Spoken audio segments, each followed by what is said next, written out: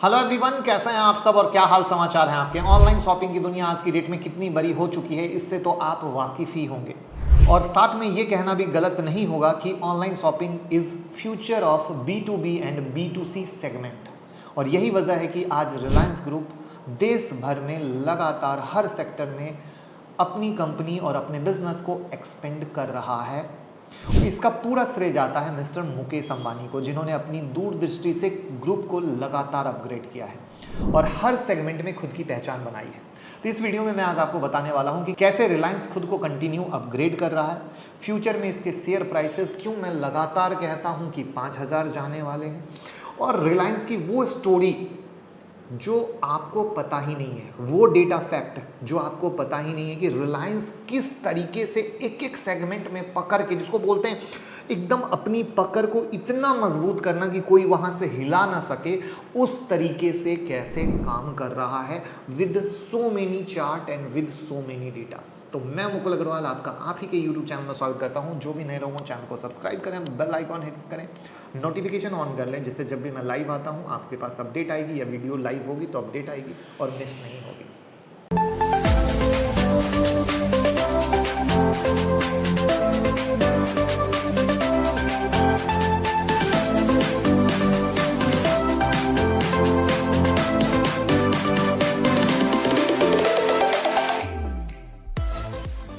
आज e commerce सिर्फ product selling तक ही लिमिटेड नहीं रह गए हैं। अब हर कंपनियां इकोसिस्टम पर काम कर रही हैं। जैसे आप अमेज़ॉन को देख लो तो ऑलमोस्ट सभी सेगमेंट में इनका बिजनेस फैला हुआ है। Amazon.com का चाहे मार्केट पैलेस हो, फुलफिलमेंट हो, प्राइम हो, पेमेंट हो, किंडल हो, फायर हो, फ्रेश हो, रिव्यूज़ हो, वाइन वाइस हो। लेकिन Amazon को मोस्टली दुनिया की सबसे बड़ी ई कॉमर्स के रूप में जाना जाता है। लेकिन अब ऐसा माना जा रहा है कि देश में रिलायंस अमेज़ॉन को कड़ी टक्कर दे सकता है। ऑफलाइन रिटेल स्पेस में तो आपने रिलायंस रिटेल के जलवे को देखा ही है, अभी ऑनलाइन स्पेस में भी इसके जलवे आपको देखने को मिलेंगे। और ऑनलाइन में जो मास्टर, उसको कोई नहीं कर सकता पीछे।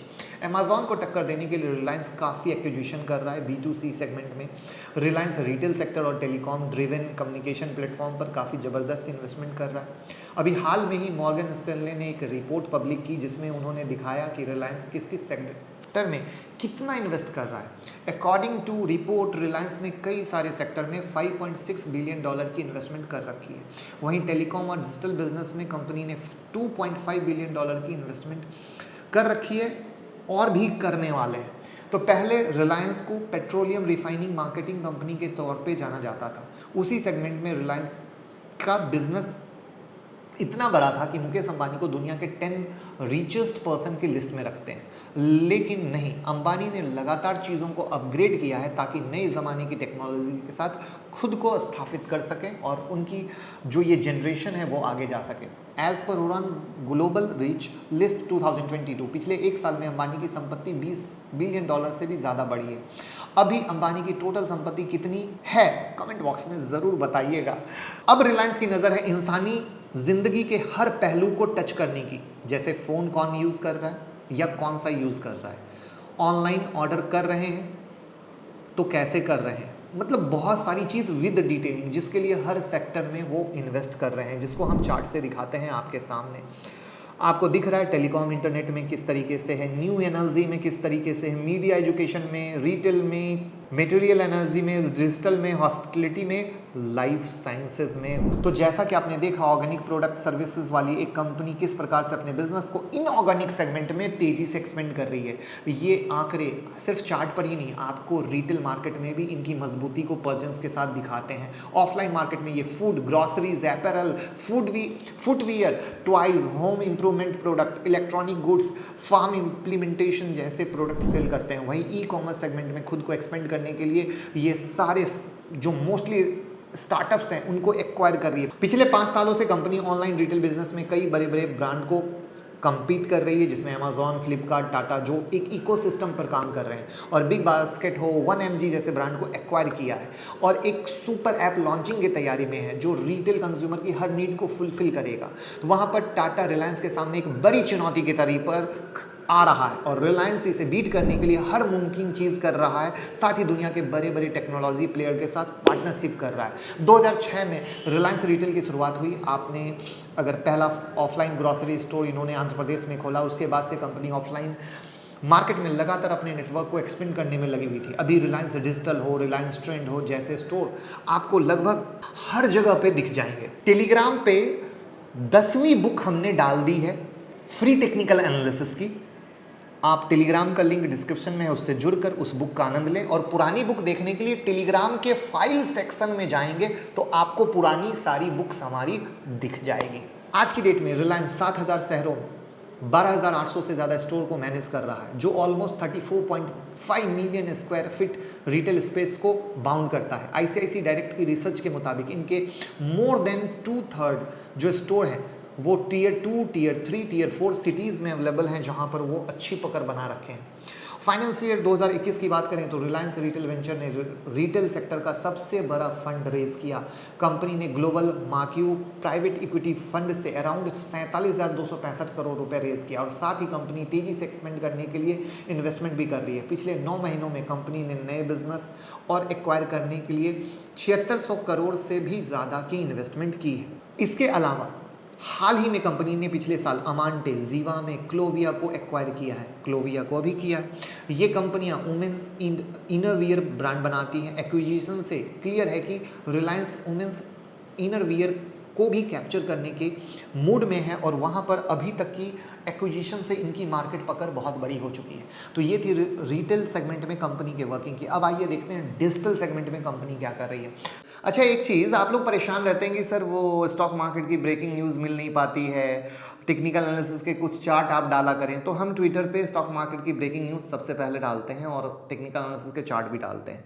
तो लिंक डिस्क्रिप्शन में है ट्विटर का, जुड़िए और फ़ायदा लीजिए। कंपनी अपने ट्रेडिशनल वेयरहाउस को ऑटोमेट करने के लिए रिलायंस ने Noida based robotic startup adverb technology के 54% को एक्वायर किया, स्टेक को लिया है 983 करोड़ में। ऐसे ही और भी कई सारे स्टार्टअप में इन्वेस्ट और एक्विजिशन कंपनी लगातार कर रही है, जो कि आपके सामने चार्ट पर है। एक लंबी लिस्ट है, नाम आप खुद देखते जाइए और जहां पर बगल में किस तरीके से पैसे हैं। और उसी तरीके से टॉप बेटिंग का भी मैंने एक लिस्ट आपके सामने लगाया हुआ है, जिसमें 2017 से 2022 तक का डेटा चुन चुन के आपके लिए लेकर आए हैं। तो मेहनत पसंद आई हो तो लाइक का बटन फटाफट दबा तो दीजिए। अगर आपको हमारे कंटेंट से 1% का भी वैल्यू एडिशन मिलता है तो डीमेट और ट्रेडिंग अकाउंट का लिंक डिस्क्रिप्शन में है। जीरोधा, अपस्टॉक, एंजल जिनके साथ भी अकाउंट ओपन करना चाहते हैं, लिंक डिस्क्रिप्शन में है। उस लिंक से ओपन करें और हमें भी मोटिवेट करें। रिटेल स्पेस के अलावा कंपनी डिजिटल स्पेस में बहुत तेजी से अपने पांव पसार रही है। Jio TV, Jio Saavn, Jio news, Jio health club, AI developments, robotics, IoT, investment in Den networks, Hathway, Haptik, KOCTC जैसे डिजिटल प्लेटफॉर्म और टेक्नोलॉजी रिलायंस ग्रुप कई डिजिटली एक स्ट्रॉन्ग प्रेजेंस को प्रेजेंट कर रहे हैं। लेकिन अंबानी की जो सपनों की रियल उड़ान मिली कोविड-19 के टाइम पर, जब इन्वेस्टर लाइक गूगल, फेसबुक के सऊदी PIF ने इनके सब्सिडरी जियो प्राइवेट लिमिटेड में इन्वेस्ट किया, यानी डिजिटल स्पेस को पूरी तरीके से कवर करने की कोशिश की। और या यूँ कहें कि इंडियन अमेज़ॉन बनने की कोशिश। सिर्फ रिटेल ही नहीं, ये एनर्जी सेक्टर में भी खुद को एक्सपेंड कर रहे हैं।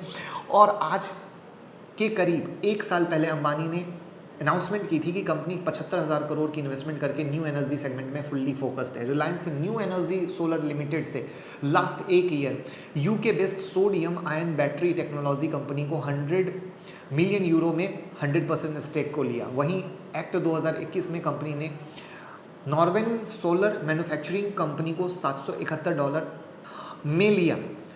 40% stake Sterling Wilson renewable energy में लिया। 337 करोड़ की इन्वेस्टमेंट कंपनी ने जर्मन की फर्म नेक्सावेयर में भी लिया। तो एक सेलर मैन्युफैक्चरिंग कंपनी है। तो अब एक लाइन में कहें तो अल्टीमेट एम की बात करें तो बिल्कुल क्लियर है कि company is trying to create a ecosystem जो कस्टमर की हर नीड को फुलफिल कर सके। ऐसा होने से कंपनी के शेयर होल्डर को ऑटोमेटिक हाई वैल्यू मिलेगी।